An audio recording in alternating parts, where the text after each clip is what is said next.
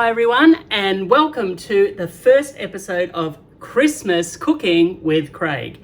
So I thought over this next 4 weeks, what I'm going to do is just share a few things around some great Christmas meals that you can have. And today I'm actually going to start with breakfast, because Christmas breakfast can always be a little bit of a headache going, what do I give them? Because everyone's going to be eating so much for the day. And of course, unless you have that kind of restraint, good on ya. But firstly, let me say Merry Christmas to everybody. I hope that you are all well and that you are geared up and kicking in for the season. So let's start. Today, we're actually going to be making pancakes. So this recipe, it's one of the ones that I've sort of developed over the years. When I stay at friends' place, the first things the kids say to me is like, pancakes! As soon as they see me, it's not even how are you going? It's like, just give me the food. But I thought today it would be great to share this recipe with you. Now, this recipe can be for gluten-free as well. So you just swap out the plain flour we're going to use with a gluten-free flour substitute. So you'll still get a great result. You might have to use a little bit of xanthan gum. Anybody who lives in the gluten-free world knows what I'm talking about. You only need the tiniest bit, otherwise it's going to get a little bit icky. All right, so let's see what we've got here. To start off with, obviously, we have some flour. Now this is plain flour. So I've got 2 cups of plain flour there. I have half a cup of sugar. Now that sounds like a lot, but it's Christmas, so we're going with that deal. So here I've got it's actually a third of a cup of rice bran oil. Here I've got some vanilla. This is like 1 teaspoon of vanilla essence. In here I've actually got 3 teaspoons of baking powder. Now that sounds like a lot, but we want to get some great lift and some rise out of these pancakes, and it's going to make them look fantastic. Along with that, I've also got a half teaspoon of bicarbonate of soda, and also just like 1/8 of a teaspoon of salt. So all of those things combined. The bicarb, I'm going to unpack that a little bit for you in a second, why we have that as well as the baking powder. So we've got 2 eggs here. Here I've actually got some lemon juice. Now this is freshly squeezed lemon juice, and what we're going to do is we're going to add this to create a chemical reaction with the bicarbonate of soda. And we're going to add it actually to the milk here, which I've got here 2 cups of milk. Look, I grew up on a farm where milk was readily available. We would go through a gallon of milk a day. Like that's 4 litres for anyone who remembers back then. All right, so the first thing we're going to do is I'm going to get the lemon juice, and I'm actually just going to get a teaspoon, and I'm going to put it into the milk. And what this does is it curdles the milk. It creates a chemical reaction in the milk, and what it will end up doing is it creates or simulates what we would call buttermilk. So that's why you hear about buttermilk pancakes. Like if you live in the US, everybody talks about buttermilk pancakes. If you haven't got freshly squeezed lemon juice, you can use some white vinegar, just a little bit, just a little dash of white vinegar, or you can use something like this. So this is actually called citric acid. So have a look at it there, citric acid, and it emulates the same thing. So if you don't have lemon juice and you use that. So that's really the ingredients we use to put it all together. So let's get going. Oh, I should add that when you add the lemon juice to the milk, give it about 5 minutes to sort itself out. So that'll give it enough time. You'll actually start to see it's starting to curdle there a little bit now. All right, so while we're waiting for that to happen, I'm going to start adding ingredients, the dry ingredients, to the bowl. Let's start with the flour. In it goes.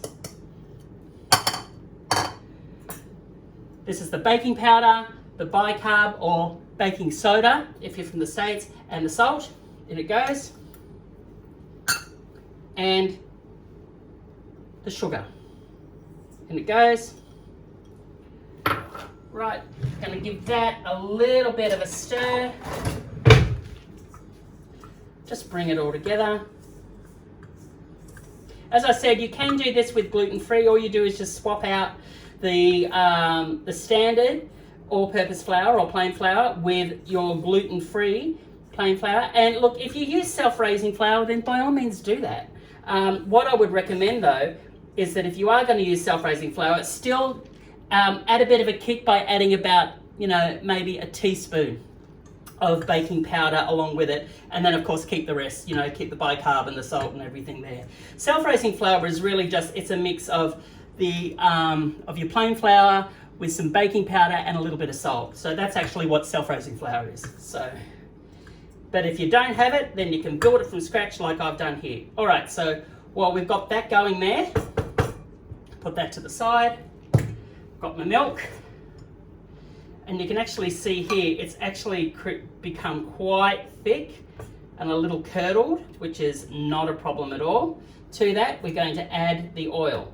So you might be seeing an idea here. What I'm doing is I'm adding all the dry ingredients together, then I'm adding all the wet ingredients together, and then I'm just going to slam them together. Hey, how hard can that be? All right, so to that, add in the vanilla. And we've got the eggs. Now, normally I do like to crack eggs into a bowl or a plate first, just to see that, there's nothing funky going on with the eggs. So,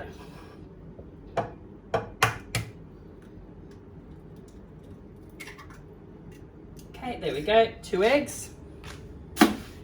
And these go into here, like that. I know, pretty straightforward, right? And then what we do here is just mix this all together. Now, when you add the milk to, when you add the wet ingredients to the dry, just take a note. It's like sometimes it can be, it can look like it's not going to quite work, but give it time. What happens is when you add the wet ingredients to the dry, there's a little bit of time that has to, happen. It's got to, for the flour to hydrate. So let's put all this together. There's our dry ingredients. Here's the wet, and it is wet to dry.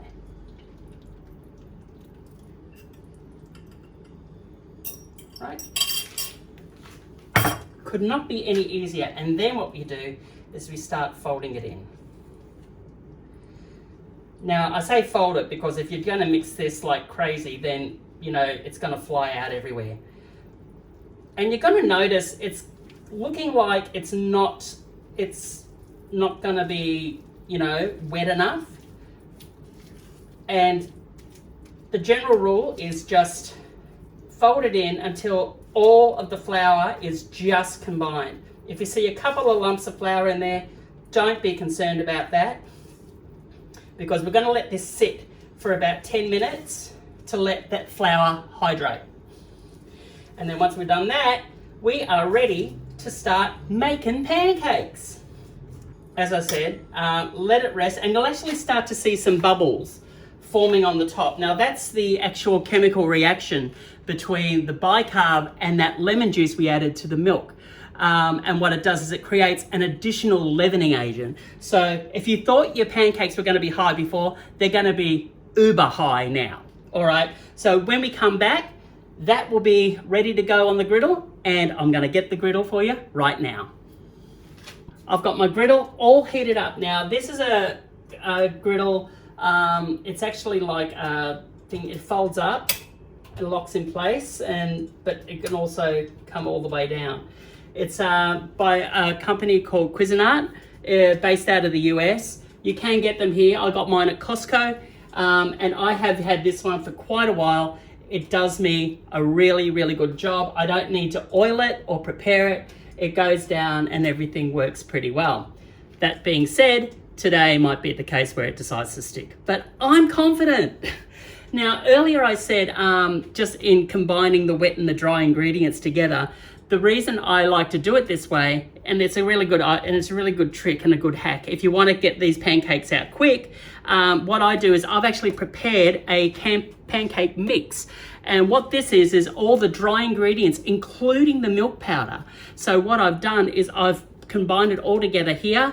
I've done the ratios correctly, and then all I do is just scoop out what I want, add my eggs, add my oil, add water, and we're all set to go. So this has already got all the salt, the bicarb, the baking powder, the flour, the sugar, everything's in there. And what I've done is I've also used, instead of lemon juice, I've used some citric acid. So I showed that to you earlier, and that is a really great way of having everything dry and ready to go, and that'll keep in your pantry for a few months. Of course, it won't if you have pancakes every weekend. All right, so we can see here, if you have a look, this has been resting for a bit. You can see now, like there's quite a few bubbles that have formed. You can see here. It's pretty good, and we're ready to go. This is set to quite a high level. If you're going to be doing the pancakes in a fry pan or in a non-stick fry pan, what I recommend is have it medium high. The coating on the fry pans doesn't distribute it as evenly as what you would want. So just be really careful on that. You might have to do a couple of test runs just to make sure you get it right. Let's get cooking. I'm going to start with the 1/4 cup. This goes down.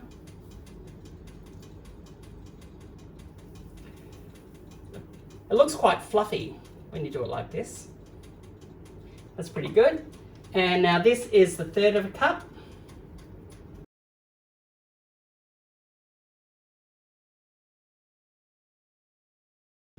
Now the batter will spread out a little bit as it continues to cook, and a lot of the time you might be wondering, when is the best time to flip your pancakes? Well, you'll actually see bubbles start to rise up through the batter, and you'll actually see it starting to dry out a little bit around the edges. And once it does that, then you should be pretty okay to turn them. And it's one sort of like, you get the egg scraper, you just put it under, keep it close to the surface of the thing, so don't lift it all the way up. Just get it down there, and a quick turn, quick flip, and you should be good. All right, we'll have a look in a couple of minutes and see if these are ready to turn.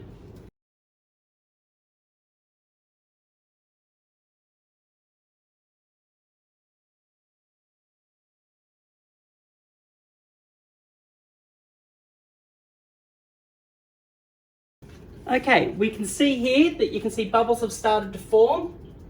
You can see them starting to pop up through. Okay, that's a very good sign. And from what I can smell, they're starting to smell like they're ready to go. So I'm going to get at this one and just turn it. Have a look at that.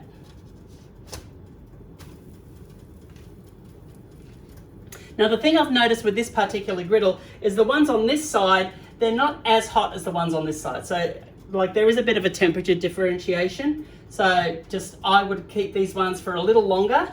And what I'm going to do is once these ones are ready, they're going to come off, and then I'm going to flip these over on here, and then I'm going to load up this side. And that's how I sort of keep the train rolling. Okay, so we can see here, it's pretty close to ready. I'm just going to turn these. Have a look at that. Beautifully golden. They are ready to come off, and they go onto your plate. Nice and hot, ready to go. And these ones now, I'm going to flip over this side. Oh, might not have left enough room there. Oh, there we go. Just shift it along a bit. If that ever happens, just shift them along, and there you go. So I think, between 1/4 cup and a 1/3 cup, look, it's Christmas, just do what's going to work for you, I reckon. And noticing what I'm doing here is, like, as I sort of spoon it in, I'm using the actual scoop to just distribute it around, make it a little more even.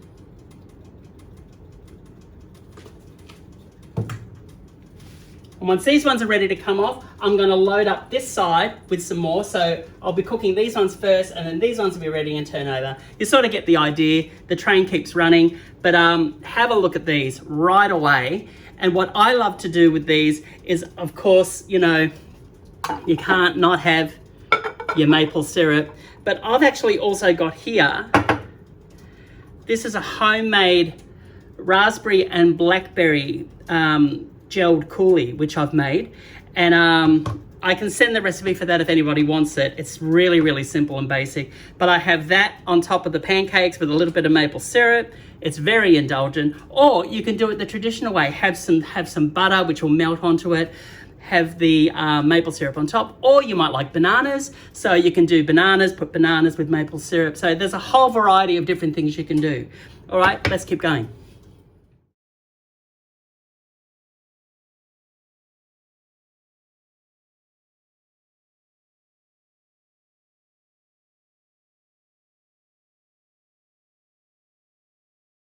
All up, this yield should get you about 10 to 12 pancakes, depending on how it is you want to build and how you want to go, like with, you know, the amounts that you actually put in or put onto the griddle. So it's completely up to you how, you know, how many you'll get. You can actually do like little ones, like, you know, tiny little ones, like where you can actually just use like a tablespoon.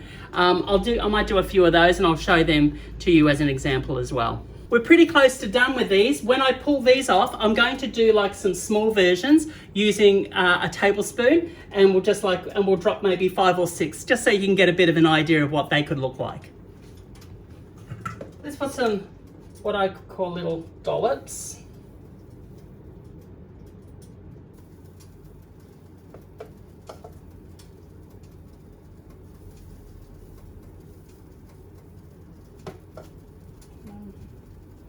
If you've got a little bit of leftover, you just might, I just might top up the ones I've already got here, just a little bit. You know, you don't want to waste anything if you can avoid it. There we go.